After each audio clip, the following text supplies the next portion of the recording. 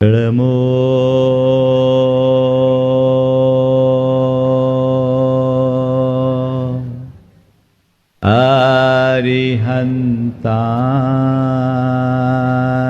अरिहन्ताणं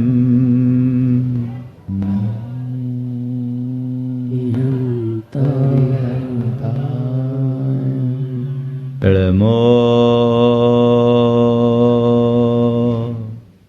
सिद्धाणं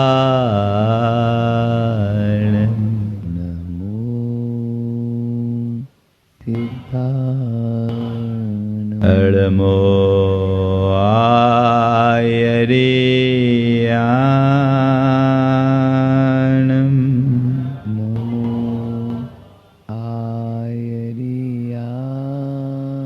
नमो उवज्झाय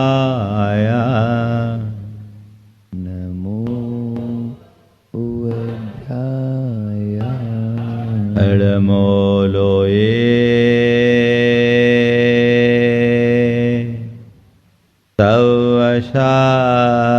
सवशाहुनं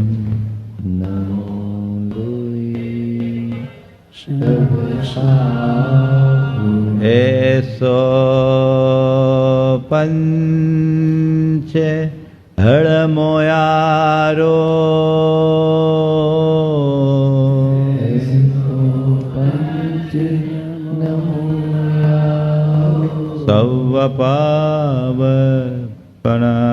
सवपावपनाशिनो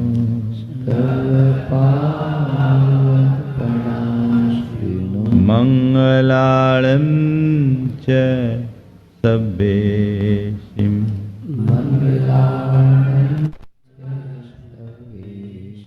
परमं हो मंगलम्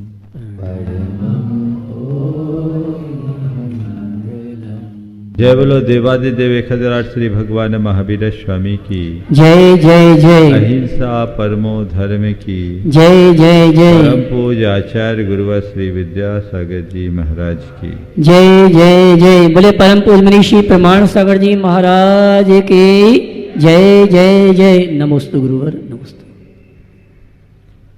आचार्य मान्यतुंग भगवान के गुणों का गुणगान करते हुए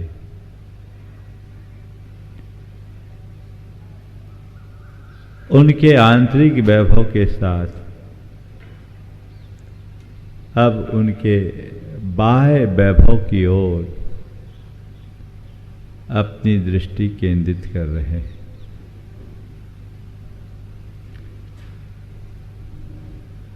वैभव वैभव होता है, भीतर भी होता है बाहर भी होता है। प्रायः हमें बाहरी वैभव तो दिख जाता है, भीतर के वैभव पर हमारी दृष्टि कम जाती। आचार्य मानतुंग ने अभी तक केवल बाहरी वैभव का गुणगान किया, भीतरी वैभव का गुणगान किया। अब वो कह रहे कि लोक में बाहरी वैभव भी बहुत प्रभावी दिखता है। तो प्रभु आपका बाहरी वैभव भी अपूर्व है, वो साधारण नहीं। आपका वैभव अपूर्व है क्योंकि आप भी अपूर्व हो। अपूर्व का वैभव भी अपूर्व ही होता है। मुझे आप में जो कुछ भी दिखता है वो एकदम अद्भुत, अचिंत्य, अकल्प और अपूर्व प्रतिभासित होता है। और जब आपको देखता हूं वैभव की तरफ दृष्टि जाती है तो मुझे लगता है कि यथार्थ में वैभव तो केवल और केवल आपका है। वस्तुतः वैभव उसी का होता है जो विभुता को पाता है। विभु शब्द से वैभव बना है। जो विभु हो वो वैभव को पाएगा। जिसके अंदर विभुता है वो ही वैभव संपन्न हो सकता है। प्रभु आप विभु हो क्योंकि आपने अपने आप पर अपनी प्रभुता प्राप्त की है और उस प्रभुता के बल पर आपने सर्व व्यापकता को प्राप्त की। इसलिए आपका जो वैभव है वो शाश्वत है। अंतरंग वैभव कभी विनष्ट नहीं होता और बाहरी वैभव कभी टिकता नहीं। लेकिन आपके अंतरंग वैभव के साथ आपका बाहरी वैभव भी अद्भुत है, अद्भुत है। और ये वैभव सबके अंतर के विभूति का बोध कराने वाला है। प्रभु आप में एक और विलक्षणता दिखती है। आपके चरणों में सारे जगत का वैभव न्योछावर होता है, लुंठित होता है। तीन लोक का सारा वैभव आपके चरणों में लुंठित है। लेकिन भगवान आप तो निराले हो। तीन लोक का वैभव आपके चरणों में निछावर, लेकिन आप उसकी तरफ देखते तक नहीं हो। जग के अन्य प्राणियों में और आप में हमें यही अंतर दिखता है कि सारा संसार जगत के वैभव के पीछे पागल होता है और आपके चरणों में वैभव न्योछावर होता है। सारा संसार जिस वैभव के पीछे पागल होता है वो सारा वैभव आपके चरणों में न्योछावर होता है। क्या कहूं, आपकी महिमा ही अद्भुत है, निराली है। प्रसंग आज 28वें छंद का है। भगवान के 28वें छंद से आगामी 8 छंदों में भगवान के अष्ट प्रातिहार्यों का वर्णन। प्रातिहार तीर्थंकर परमात्मा का महिमा बोधक चिन्ह होता है। उनके साथ 8 प्रातिहार्य होते हैं। अशोक वृक्ष, दिव्य सिंहासन, 3 छत्र, दिव्य चामर, सतेज भामंडल, पुष्प वृष्टि, दुंदुभि नाद और दिव्य ध्वनि। ये भगवान के 8 महाप्रातिहार्य कहलाते हैं जो उनकी महिमा का ख्यापन करते हैं, जिनसे उनकी महिमा का बोध होता है। इन्हें प्रातिहार्य कहा जाता है। प्रतिहारा एवं प्रातिहार्या। हमने सुना है राजा महाराजाओं के यहां कुछ प्रतिहारी होते जो किंकर की तरह उनके साथ जुड़े रहते और आचरण करते, वो उनके प्रतिहार कहलाते। भगवान के केवल ज्ञान के उपरांत इंद्र द्वारा नियुक्त 8 प्रतिहार होते हैं जो हमेशा केवल ज्ञान के बाद भगवान के साथ चलते। उन्हीं प्रातिहारियों का उल्लेख बड़े सजीव चित्रण के साथ आचार्य मानतुंग आगे करने जा रहे हैं। हम इन छंदों को पढ़ेंगे। आज 2 छंद में लूंगा और इन 2 छंदों में गुंफित जो आध्यात्मिक भाव है उन्हें भी साथ में रखेंगे। उच्चैर शोक तरु संसृत मुन्मयूख,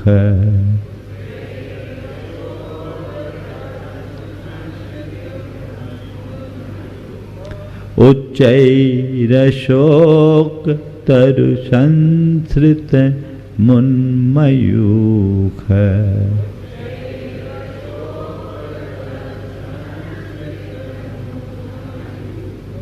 मा भाति रूपममलं भवतो नितान्तम्।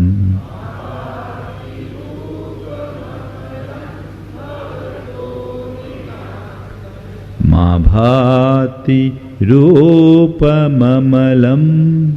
भवतो नितान्तम्।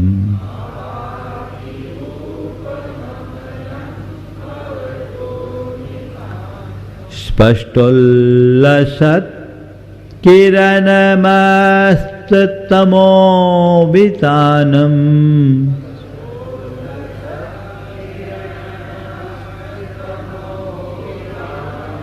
स्पष्टोल्लसत् किरणमस्तमोवितानम्।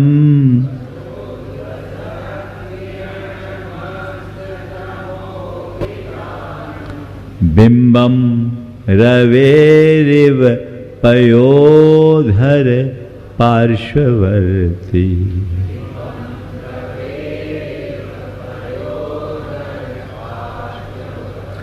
बिंबं रवेरिव पयोधर पार्श्ववर्ती।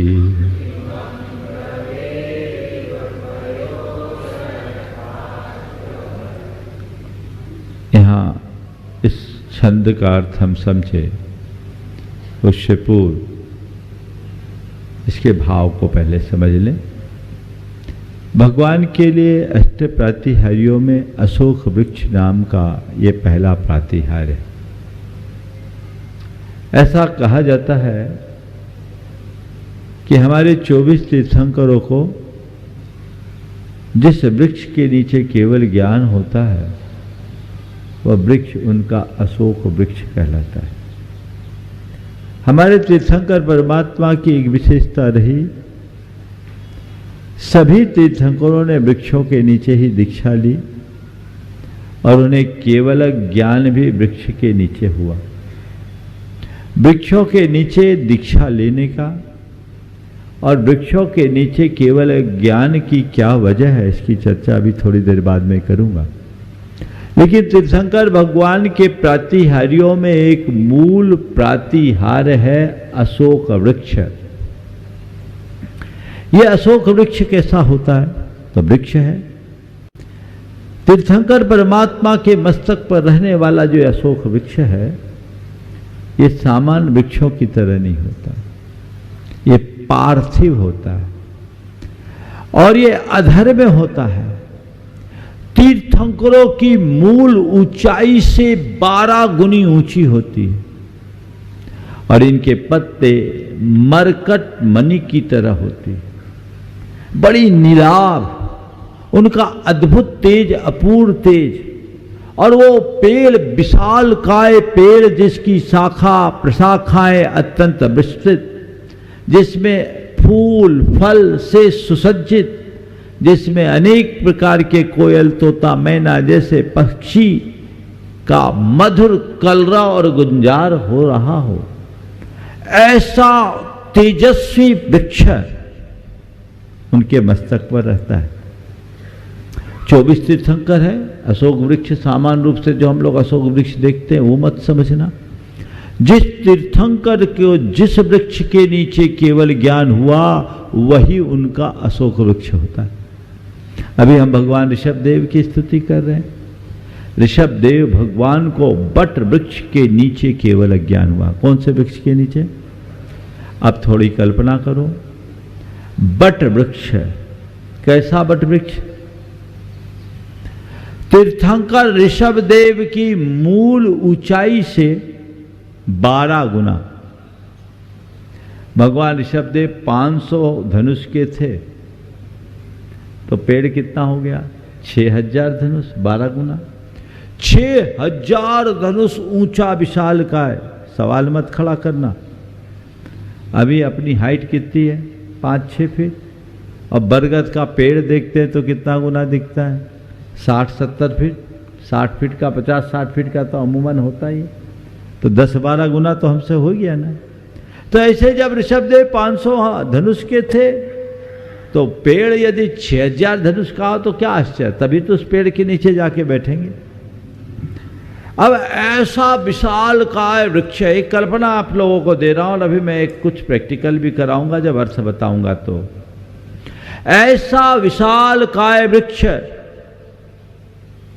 जिसकी आभा, जिसकी कांति सर्वत्र फैल रही है, उसके नीचे भगवान ऋषभदेव विराजमान है, जिनकी काया स्वर्णमय, परमोदारिक शरीर, दिव्य कांति के साथ युक्त, दिव्य प्रकाश से युक्त ऐसी अद्भुत काया वाले भगवान ऋषभदेव, उनके शरीर से उनका तेज फैल रहा है। क्या फैल रहा है? तेज फैल रहा है। हम लोग किसी व्यक्ति से मिलते हैं, थोड़ा तेजस्वी होता है, तपस्वी होता है, कहते देखो इनका कितना तपह तेज प्रकट हो रहा है। होता है, अलग तेज होता है, खिंचता है। तो फिर तीर्थंकर परमात्मा के तेज की क्या बात कहनी, वो कैसा, सूर्य की तरह वो तेज किरणें निकल रही है, फैल रही है चारों तरफ, और ऊपर से जो पेड़ है उसके पत्ते भी मणिमय है, मरकत मणि की तरह, उनकी नीलाभा भी प्रकट हो रही, और इधर से सूर्य जैसे किरणें जा रही है, उधर से उसकी किरणें आ रही है, दोनों का रिफ्लेक्शन हो रहा है। और रिफ्लेक्शन होने के कारण ये जो किरणें ऊपर की ओर जा रही है, वो किरणें ऊंचाई ऊपर की ओर जा रही है सीधे, ऊपर की ओर जाकर के रिफ्लेक्ट कर रही है। चारों तरफ वह पेड़ है, कल्पना में लो, उनके बीच से जा रही है। कैसा लग रहा है? जैसे बादलों के मध्य सूर्य प्रकट हो रहा है, चारों तरफ बादल है सघन, और बीच से सूरज निकल रहा है, और उसकी किरणें चारों तरफ फैल रही है। तो ये अशोक वृक्ष रूप बादल है, और मध्य में भगवान ऋषभदेव जैसे सूर्य प्रकट हो रहे हैं। भगवान ऐसा प्रतीत हो रहा है। ये कौन कह रहे हैं? आचार्य मान तुम। अब आप छंद का अर्थ समझिएगा तो आपको आनंद आएगा। हम छंद का अर्थ बताते हैं और फिर आगे बात करेंगे।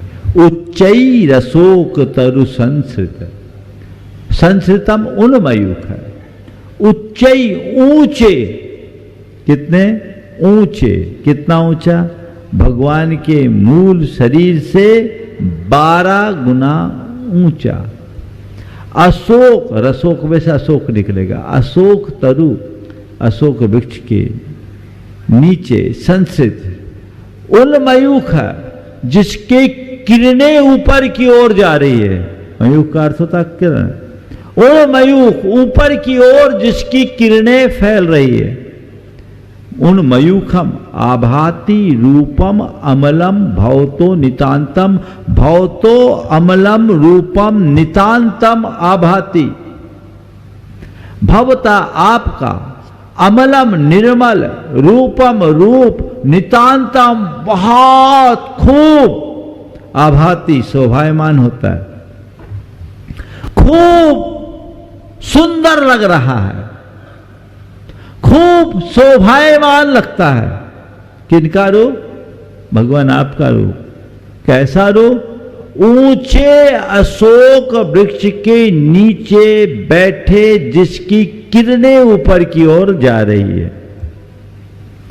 कैसा, कैसे लग रहा है? कैसा? स्पष्टो लसत किरण मस्त तमो बिताना, स्पष्टो लसत किरण, जिसकी किरणें स्पष्टता के साथ फैल रही है, और अस्त तमो बितानम, जिसने अंधकार के बितान यानी विस्तार को अस्त कर दिया, नष्ट कर दिया। सूरज उगेगा तो ये कहां रहेगा? अंधेरा थोड़ी टिकेगा। तो आप जैसे सूर्य की किरणें प्रकट हो गई, चारों तरफ फैल रही और सब क्या हो गया, अंधकार नष्ट हो गया, अंधकार का विस्तार नष्ट हो गया। ऐसे बिंबम रवेरिव पयोधर पार्श्ववर्ती, पयोधर पार्श्ववर्ती रवे बिंबम इव आभाति। आपका रूप कैसा सुंदर लगता है, जैसा स्पष्टो लसत किरण मस्त तमोबितानम, जिसकी किरणें सब तरफ फैल रही है, जिसने अंधकार के विस्तार को नष्ट कर दिया, ऐसे बादलों के ओट में रहने वाले सूर्य की तरह आप शोभायमान हो रहे हैं। ये अद्भुत रूप है। थोड़ी देर के लिए आंखें बंद कीजिए और प्रभु का ध्यान कीजिए। जैसा मैं कहूंगा वैसा महसूस कीजिएगा। हमारे शास्त्रों में तीर्थंकरों का रूपस्थ ध्यान करने का विधान, और रूपस्थ ध्यान क्या, प्रातिहार युक्त भगवान की छवि का ध्यान करना ही रूपस्थ ध्यान है। और ये कर्म निर्जरा का सातिशय निमित्त है। अभी जो मैं बोल रहा हूं उन्हें आप अपने आंखों में भरिए, अपनी कल्पना में भरिए, आंखें बंद करके इसे ध्याइए। यह भी भावना योग का ही एक रूप होगा। अगर आप इस तरीके से ध्यान करेंगे, भगवान के जो अष्ट प्रातिहार है वो धृति, मति, बुद्धि, कीर्ति, लक्ष्मी, मेधा और प्रज्ञा का प्रतीक है। अलग अलग ये हमारी अष्ट सिद्धियों का प्रतीक है। ये अशोक वृक्ष रूप जो प्रातिहार है वो धृति का प्रतीक है, धैर्य का प्रतीक है। जो व्यक्ति भगवान के अशोक वृक्ष रूप प्रातिहार के साथ ध्यान करते हैं, उनकी चिंता, अवसाद, डिप्रेशन जैसी सारी बीमारियां पल में नष्ट हो जाती है। उन्हें किसी प्रकार के ट्रैंक्विलाइजर्स की जरूरत नहीं पड़ेगी, किसी प्रकार की सामक औषधियों की जरूरत नहीं पड़ेगी। अगर अनिद्रा है तो आप इसका प्रयोग कर सकते हो। मैंने अनेक लोगों से इसका प्रयोग कराया। अभी मैं आपको ध्यान कराऊंगा, ऐसा आप ध्यान करना। एक व्यक्ति को महीनों से नींद नहीं आती थी, गोलियां खाने के बाद भी नींद नहीं आती थी। वो बहुत परेशान था, कहा कि महाराज एक दो बार तो सुसाइड करने का भी अटेम्प्ट कर चुका। जब मेरे पास आया मैंने उसे समझाया। उन दिनों भक्तामर का विवेचन ही मैं कर रहा था। बहुत पुरानी बात है, 2004-5 की, 17 में था, 4 की बात है। तो मैंने उससे जब वो कहा तो मैंने कहा तुम एक काम करो, इस तरीके से अशोक वृक्ष के साथ भगवान का ध्यान करो और ये छंद पढ़ो। आप सब सुनकर आश्चर्य करोगे, 15 दिन में उसकी दवाइयां छूट गई। ये चमत्कार हो गया। लेकिन वो आदमी नियमित 3 बार करता था। आप करोगे तो परिणाम आएगा। तो पहले आप ध्यान कर लो कैसे करना, फिर आगे बात करूंगा। आंखें बंद करेंगे आप लोग। थोड़ी देर के लिए मैं प्रवचन को विराम देकर आपको इधर ले जाना चाहता हूं। आंखें बंद करें और देखें भगवान समोसरण में गंधकुटी के मध्य में विराजमान है। दैदीप्यमान स्वर्णमय परमोदारी काया के धनी प्रभु परमात्मा अपने अपूर्व तेज के साथ पद्मासनस्थ विराजमान है। भगवान का ध्यान कीजिएगा, मूर्ति का नहीं। हमारी आप जैसे देहधारी प्रभु परमात्मा जिनकी काया दिव्य और कंचनमयी है, कामदेव से भी उत्तम जिनका रूप है, उस भगवान को आप अपनी अंदर की आंखों से देखने की कोशिश कीजिए। प्रभु परमात्मा विराजमान है। वो एकदम दैदीप्यमान सूर्य की भांति प्रतिभाषित हो रहे हैं। उगते वे सूर्य जैसी उनकी वह दिव्य आभा, अरुणाभ छवि अद्भुत आकर्षण उत्पन्न कर रही है। उनकी उस काया की दिव्य किरणें ऊपर की ओर फैल रही है। उनका वह तेज सर्वत्र विकीर्ण हो रहा है और उनके ऊपर चारों तरफ फैला हुआ विशाल काय अशोक वृक्ष, उसके तेजस्वी पत्र, सुंदर पुष्प और फल सबसे तेज प्रकट हो रहा है। वृक्ष की छाया भगवान पर पड़ रही है और भगवान का तेज वृक्ष पर जा रहा है, उसकी किरणें जा रही है। दोनों के रिफ्लेक्शन से एक अलग प्रकार का सौंदर्य प्रकट हो रहा है। ऐसा प्रतीत हो रहा है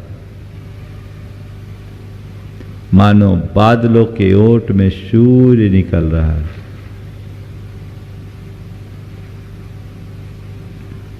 भगवान को देखते देखते ही बन रहा है। अपलक प्रभु की छवि को निहारिए। भगवान को देखते देखते भगवान में डूब जाइए। भगवान में डूब जाइए। अद्भुत प्रभु, आपको देख करके तो बस मैं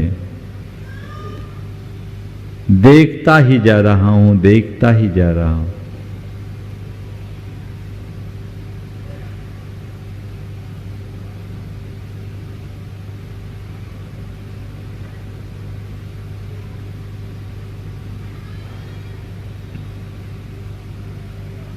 इस रूप में भगवान को नमन करें, वंदन करें और कह रहे हैं भगवान आप अद्भुत हो। आप लोगों के आंखों में भगवान उभरे कि नहीं, भगवान के दर्शन हुए कि नहीं हुए? हो गए ना? एक बार जोरदार नमन करें भगवान को और इसको आप अपने अभ्यास में लीजिए। मैंने आपसे कहा यह धृति का प्रतीक है, धैर्य का प्रतीक है। अधीरता समाप्त होगी, चिंता मिट जाएगी, अवसाद दूर होंगे, अनिद्रा मिट जाएगी। आप अपनाइए। अब एक सवाल, वृक्ष को इतना महत्व क्यों? हमारे प्रातिहारियों में सबसे पहले वृक्ष लिया। हमारे 24 के 24 तीर्थंकर पेड़ों के नीचे ही दीक्षा लेते हैं। केवल अज्ञान भी पेड़ों के नीचे ही होता है। इसका कारण क्या है? इस पर काफी रिसर्च हुआ। वृक्ष प्रकृति का एक बहुत बड़ा आधार है, संपूर्ण प्रकृति के लिए वरदान है। वृक्ष हम सबको बहुत अधिक सकारात्मक ऊर्जा प्रदान करता है। एक शोध हुआ, एक व्यक्ति ने एक गमले में जितनी मिट्टी डाली उसको पहले तौला, उसमें एक पौधा लगाया और पौधा लगाने के बाद 2.5 महीने में वो पौधा लगभग 4 फीट का हो गया। उसने रोज पानी डाला और उसके बाद पानी डालना बंद कर दिया। मिट्टी सूख गई। उसके बाद जब उसका वजन लिया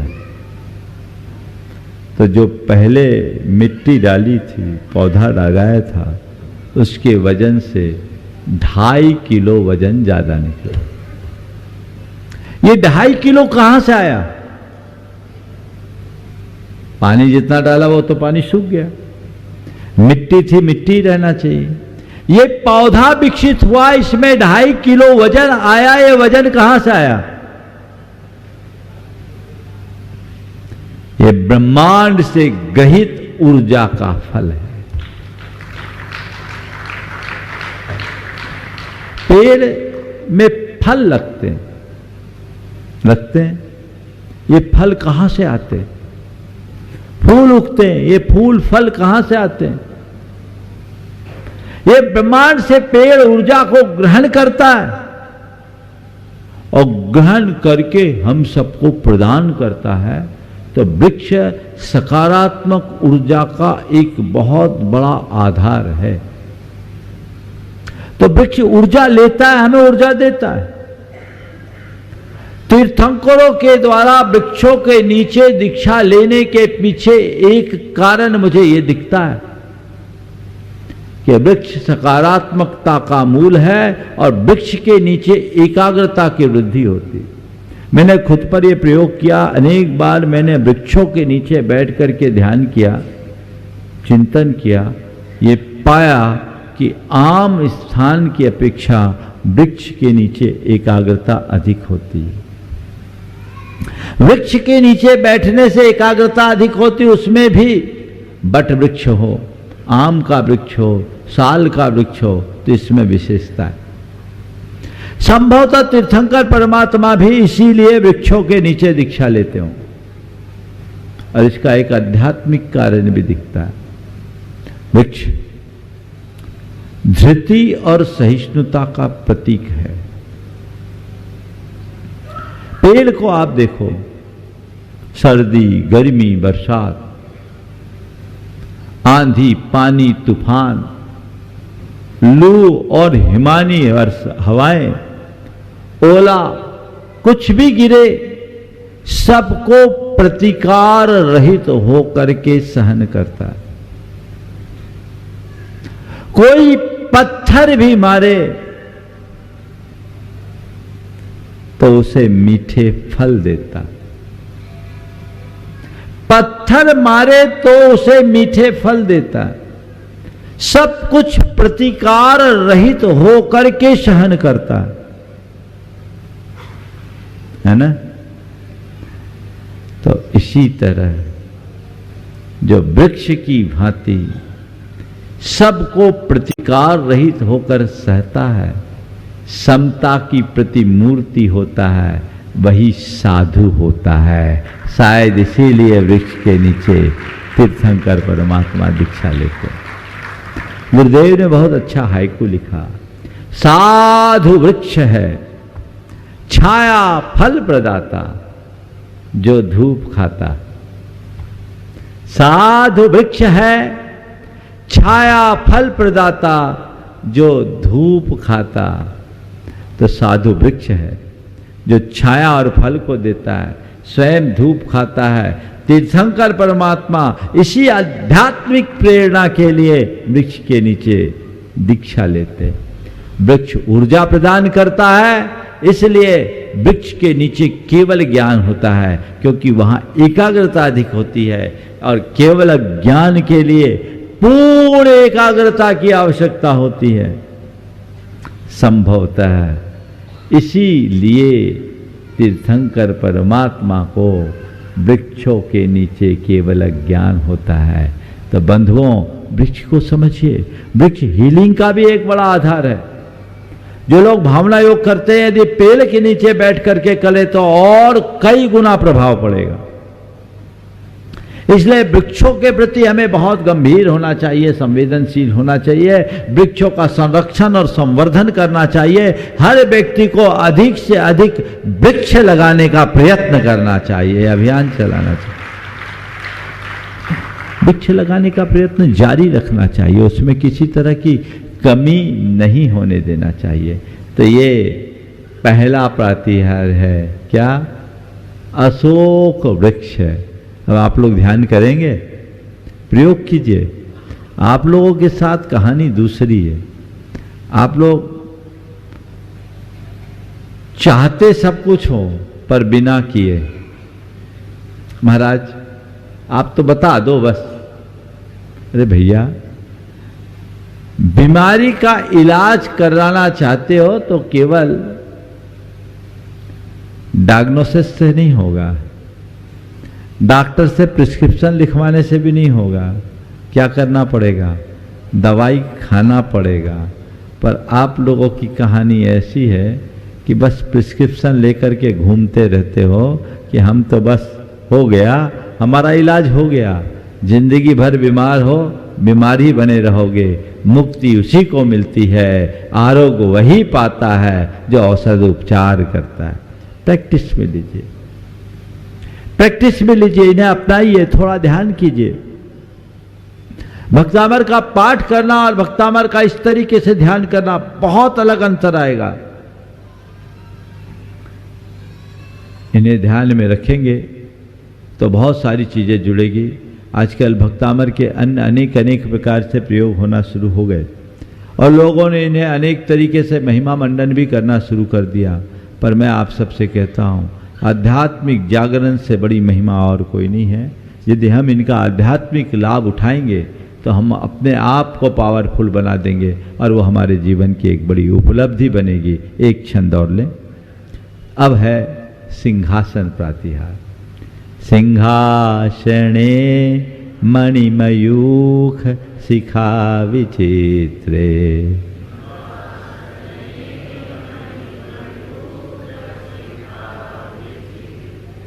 सिंहासने मणिमयूख शिखा विचित्रे,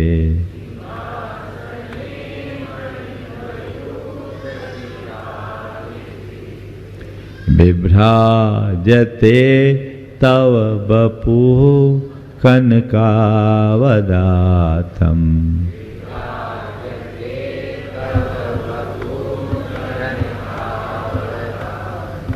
बिभ्राजते तव वपुः कनकावदातं,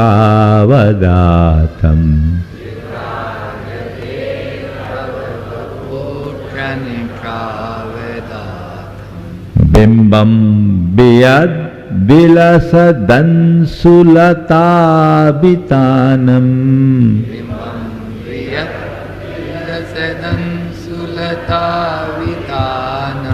बिंबं बियद् विलसदंसुलताभितानम्,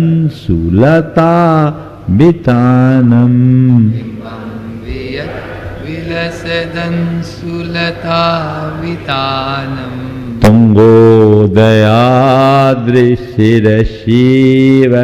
सहस्ररश्मे,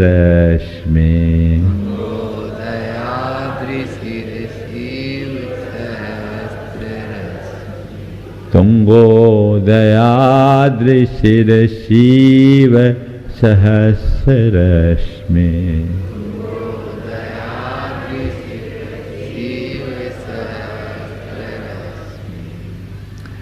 भगवान दैदीप्यमान स्वर्णमयी सिंहासन पर विराजमान होते हैं। सिंहासन के ऊपर 4 अंगुल ऊपर अधर में होते हैं। तो भगवान आपके ऊपर तो अशोक वृक्ष है और आप सिंहासन पर विराजमान हो, कैसे लग रहे हो? तो पहले सिंहासन का स्वरूप समझे। सिंहासने मणिमयूख शिखा विचित्रे, कैसे सिंहासन पर? जिनमें मणियों की किरणें फैल रही है, मणियों जड़े हुए हैं जिसमें और मणियों की किरणें जिसमें फैल रही है, ऐसे सिंहासने। तौ बपुः कनकावता, तौ कनकावदातम बपुः बिभ्राजते। तौ आपका कनकावदातम स्वर्ण के समान कांतिमान औदात बपू शरीर विभ्राजते शोभायमान है। जिस सिंहासन में मनिया जड़ी है और उसकी किरणें सब तरफ फैल रही है, उस सिंहासन में आपका यह स्वर्णमय शरीर शोभायमान हो रहा है। कैसा शोभायमान हो रहा है?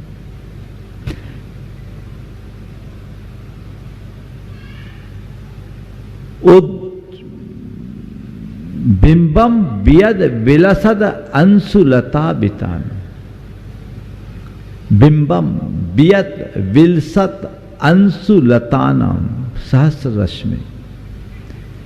सूर्य के बिंब यानी सूर्य बिंब कैसा, बियत आकाश में, बिलसत शोभायमान, अंशुलता बितानम अर्थात किरणों के समूह का विस्तार, जिसकी किरणें सब तरफ फैल रही है आकाश में। ऐसे तुंगोदयाद्रि शीर्षि। तुंगोदयाद्रि किसको बोलते हैं? तुंग ऊंचा, उदयाद्रि उदयाचल।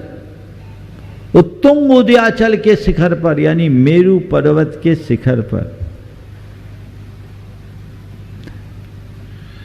स्थित सहस्र रश्मि सूर्य के समान। कैसे सूर्य के समान?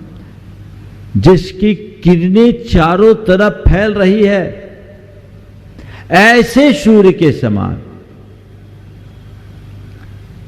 अर्थात आप मेरू के शिखर पर बैठे हुए चारों तरफ सूर्य की किरणें फैल रही है, अथवा उन तुंगोदयाद्रि का दूसरा अर्थ उदयाद्रि उदयाचल। उदयाचल पर सूर्य उगता है ना, तो उदयाचल एकदम वह भी स्वर्ण में उदयाचल है, सिंहासन तो उदयाचल की तरह है, और उसके ऊपर बैठे हुए भगवान हैं जो उगते हुए सूर्य की तरह है, शोभायमान हो रहे हैं। थोड़ी देर के लिए कल्पना कीजिए, सुमेरु पर्वत के शिखर पर भगवान विराजमान हैं, कैसी उनकी शोभा बिखर रही है। आप इस तरीके से सिंहासन प्रातिहार संयुक्त भगवान की आराधना कीजिए। एक पल के लिए आंखें बंद कर लीजिए और देखिए, सिंहासन है भगवान का, अद्भुत स्वर्णमय सिंहासन, जिसके दोनों ओर खुले हुए दाढ़ों वाले विकराल बिल्कुल सिंह का मुख है, नीचे पाद पीठ है, और भगवान पद्मासन में उस सिंहासन से 4 अंगुल ऊपर उधर अधर में बैठे हैं। सिंहासन की किरणें चारों तरफ फैल रही है और उसके ऊपर भगवान का तेज और प्रकट हो रहा है। ऐसा लग रहा है जैसे उदयाचल पर सूर्य उमड़ रहा है।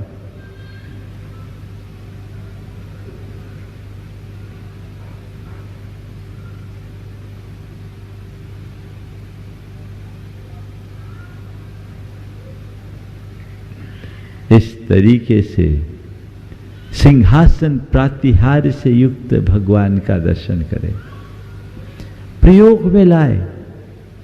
ये हमारे जीवन में एक बहुत बड़ा परिवर्तन करेंगे। प्राय लोग आज भक्तामर के जो आध्यात्मिकता उसको गौन करके बाकी चीजों में लग जाते हैं। हमें इसकी आध्यात्मिकता को रखना चाहिए ध्यान में। और एक बात ध्यान रखना, अगर तुम्हारी आध्यात्मिक चेतना जाग गई तो तुम्हें किसी बाह्य शक्ति की जरूरत ही नहीं होगी। ये दैहिक, दैविक और भौतिक सब तापों को भी नष्ट कर देगा। लोग ऊपर की चीजें लेते हैं, अपने आप को अंदर से मजबूत बनाओ। जब तुम खुद मजबूत हो जाओगे तो तुम्हें किसी दूसरे के सहारे की जरूरत ही नहीं पड़ेगी। जो आध्यात्मिक व्यक्ति होते हैं, जो आध्यात्मिक शक्ति से संपन्न होते हैं, उन्हें बाहरी टोटकेबाजी की कोई जरूरत नहीं पड़ती। वो बहुत मजबूत होते हैं।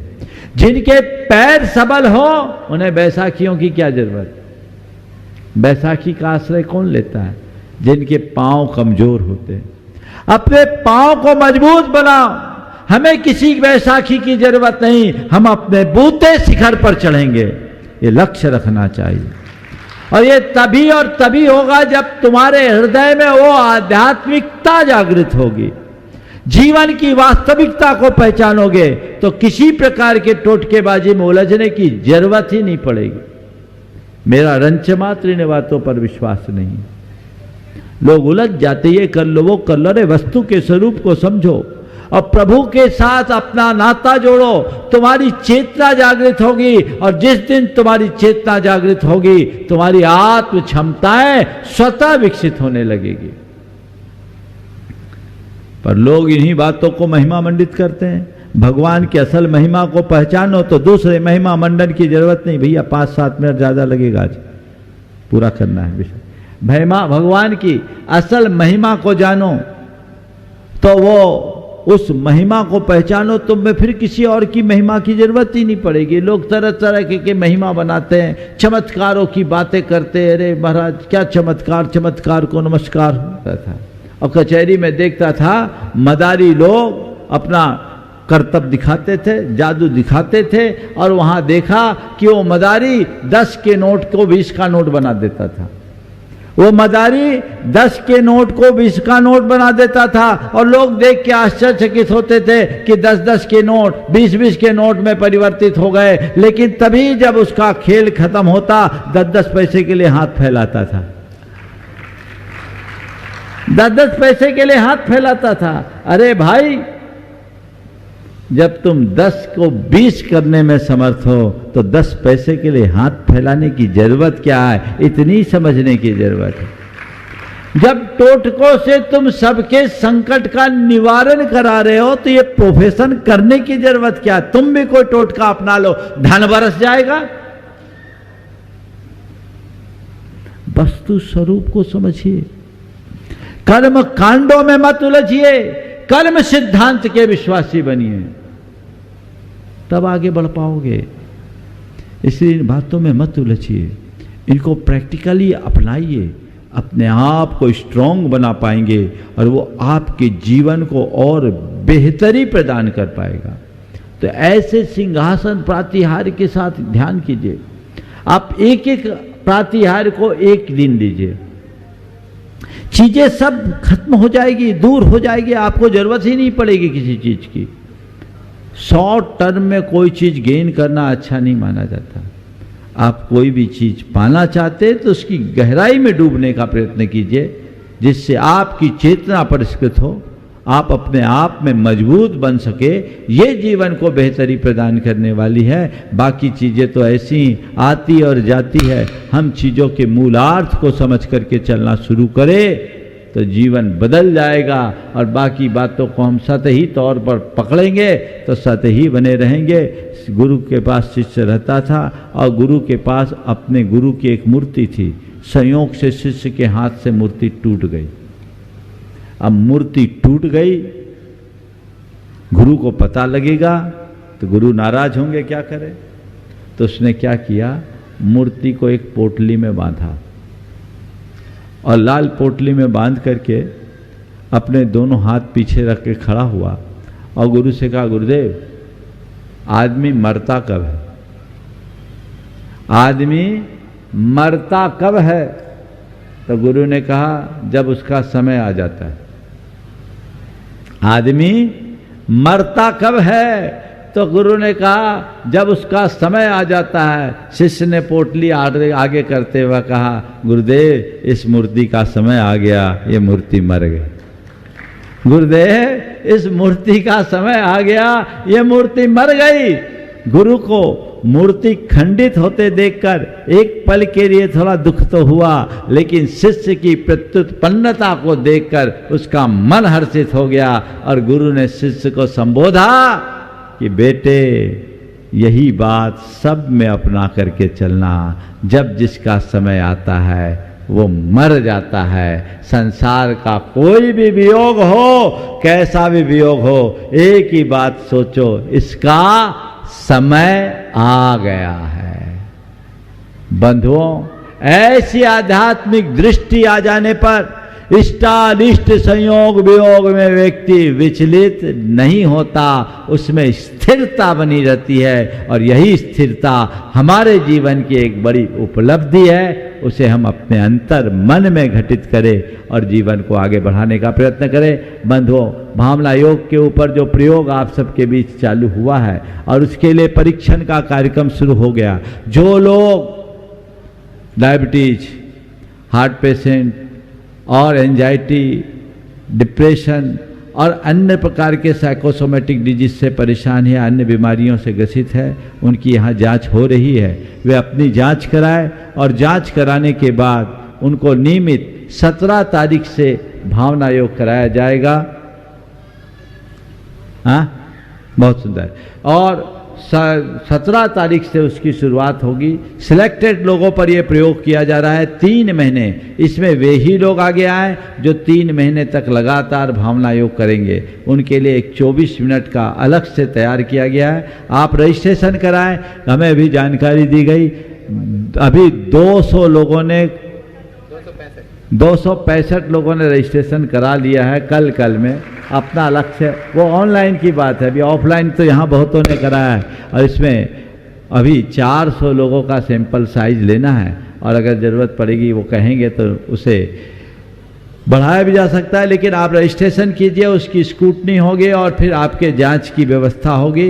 तो इंदौर वाले कराए और अच्छी बात, बाहर के लोग भी कराए तो कराएं, और उनको उसी पैथोलॉजी लेबोरेटरी में जांच कराया जाएगा जहां कराना होगा, जहां के संकेत यहां से दी जाएगी। आप जांच कीजिए, कराइए, आप खुद स्वास्थ्य पाएंगे और लोगों को स्वास्थ्य लाभ लेने में निमित्त बनेंगे। ये सत्प्रयास आप सबको करना है। आज तो 12 तारीख हो गई, 12, 13, 14 3 दिन का समय है। आप लोग जल्दी से जल्दी कराइए। जिनका रजिस्ट्रेशन हो गया है उनकी स्क्रूटनी होने के बाद आपसे जल्दी से जल्दी टीम संपर्क करेगी और आपको बताया जाएगा कि आपको आगे क्या करना है। आप 14 तारीख तक ये कार्य कीजिए, सबको प्रेरणा दीजिए। और मैं आज पुनः उन लोगों से कहना चाहता हूँ जिन्होंने पहले भावना योग किया या आज भी भावना योग कर रहे हैं, और जिनको भावना योग से उनके ऊपर कोई प्रभाव पड़ा है, लाभ मिला है, तो वे अपने पूरे अनुभव को सीमित शब्दों में लिख करके भेजें। प्रमाणिक ऐप में डालें, जरूर डालें। मुझे मालूम पड़ा कि इस विषय में किसी ने कोई प्रयास नहीं किया। यदि आप लोग लाभ लिए हैं तो आपको चाहिए कि दूसरे लोग भी प्रेरणा पाए, और यही आपकी कृतज्ञता होगी। आप उसको लिख करके भेजें, पर जो भेजे तथ्यात्मक होना चाहिए। बिना मतलब आधार के कुछ मत लिखना, ताकि उसका उल्लेख किया जा सके। उन्हें एक पुस्तक में प्रकाशित करने की योजना है। तो जितने लोग पूरे देश में नहीं पूरी दुनिया में भावना योग से लाभान्वित हुए हैं, जिस बीमारी से वे प्रभावित हुए और उनकी बीमारी ठीक हुई है, वो पूरी अगर हो सके तो अपने रिपोर्ट के साथ उसे प्रेषित करें। तो एक बहुत बड़ा डॉक्यूमेंट तैयार होगा, एक तथ्यात्मक दस्तावेज बनेगा, और ये विश्व पटल में भावना योग को स्थापित करने का कारण भी बनेगा। इसलिए प्रयोग आप सब लोग करें, ये निरंतर जारी होना चाहिए। इसके लिए 14 तारीख आखिरी डेट नहीं है। आप जितनी जल्दी भेज सके भेजें, आगे उसका लाभ मिलेगा और समय पर आप सबको उसकी सूचना दी जाती रहेगी। हमें जाप भी करना है, 3 बार जाप करके विराम देंगे। ओम ह्रीं जगत शांति कराय श्री शांतिनाथाय नमः। सर्वोपद्रव शांतिम कुरु कुरु स्वाहा। ओम ह्रीं जगत शांति कराय श्री शांतिनाथाय नमः। सर्वोपद्रव शांतिम कुरु कुरु स्वाहा। ओम ह्रीं जगत शांति कराय श्री शांतिनाथाय नमः। सर्वोपद्रव शांतिम कुरु कुरु स्वाहा। ओम ह्रीं जगत शांति कराय श्री शांतिनाथाय नमः। सर्वोपद्रव शांतिम कुरु कुरु स्वाहा। ओम ह्रीं जगत शांति कराय श्री शांतिनाथाय नमः। सर्वोपद्रव शांतिम कुरु कुरु स्वाहा। ओम ह्रीं जगत शांति कराय श्री शांतिनाथाय नमः। सर्वोपद्रव शांतिम कुरु कुरु। बंधुओं, आज बहुत गौरव का विषय। अभी आप देख रहे हैं 2 दिन तक महाराज जी अनुपस्थित थे, पर महाराज जी अभी सुबह 36 घंटे की ध्यान साधना करके लौटे हैं। और आप देख रहे हैं कि उपवास के साथ इस दीर्घ ध्यान साधना के उपरांत भी इनमें कितना तेज और कितनी स्फूर्ति दिख रही है। ये हमारी आध्यात्मिक साधना का चमत्कार है और ये कार्य करते रहना चाहिए। महाराज अच्छे तपस्वी हैं और हमेशा ऐसा करते रहते हैं। और ये समय है, हम लोग भी अपनी जवानी के काल में ऐसा करते थे। चलना इन्होंने ही सिखाया। जवानी के काल में करते थे, लेकिन अब तो सब छूटता सा जा रहा है, कम हो गया, लेकिन वाकई में आनंद तो इसमें ही है। हमें इनकी बात को देखकर वो याद आए जब हम पारसनाथ टोंक में पूरी रात रात ऐसी साधना करते थे, वो एक अलग आनंद की अनुभूति होती थी। तो ये चीज़ें हमारे जीवन की एक बड़ी उपलब्धि है और ऐसी उपलब्धियों से हम सब मंडित रहें। आज महाराज जी ने जो अपनी तपाराधना की है वो संस्तुत्य है, हम सब उसकी संस्तुति करते हैं। बोलिए परम पूज आचार्य गुरुवर श्री विद्यासागर जी। और आप सभी की ओर से निवेदन करूंगा तप साधना कपुट के साथ मंगल भावना की चार पंक्ति। मंगलमय हो रात, प्रातः हमारा रात सुमंगल हो। मंगलमय हो प्रातः हमारा रात सुमंगल हो। जीवन के हर पल हर क्षण की बात सुमंगल हो। जीवन के हर पल हर क्षण की बात सुमंगल हो। हर घर में मंगल छा जावे, जन जन मंगल हो। घर घर में मंगल छा जावे, जन जन मंगल हो। इस धरती का कण कण पावन ओ मंगलमय हो। इस धरती का कण कण पावन ओ मंगलमय हो। मंगल मंगल होए जगत में सब मंगलमय हो। मंगल मंगल होए जगत में सब मंगलमय हो। इस धरती के हर प्राणी का मन मंगलमय हो। इस धरती के हर प्राणी का मन मंगलमय हो। जावानी के ज्ञान ते सूझे लोकालोक, सो वाणी मस्तक धरु सदा देत हो ढो। हे जिन वाणी भारती तो है जपो दिन रैन, जो तेरो शरणा गहे सो पावे सुख चैन।